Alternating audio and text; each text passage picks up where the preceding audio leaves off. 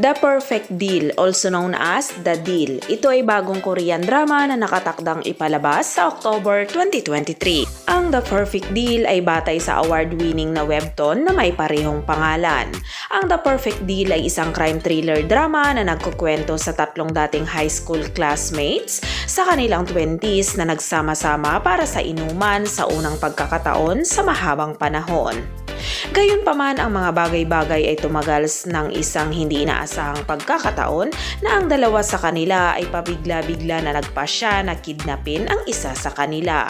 At ang mga sumunod na komplikasyon ay humantong sa kanilang tatlo sa isang madilim at magulong landas.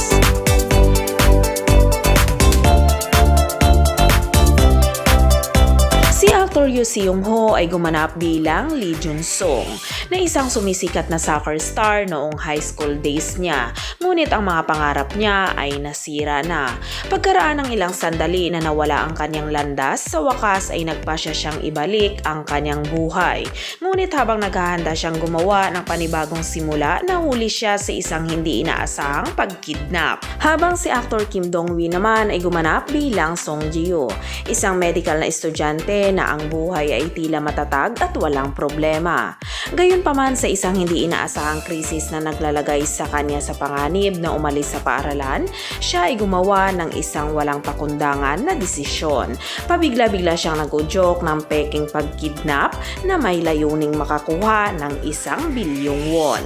Samantala, si actor Yoo Soo-bin ay gumanap bilang Park Jin-woo, ang nag-iisang anak na lalaki ng isang mayamang pamilya na kinidnap ng kanyang mga kaibigan.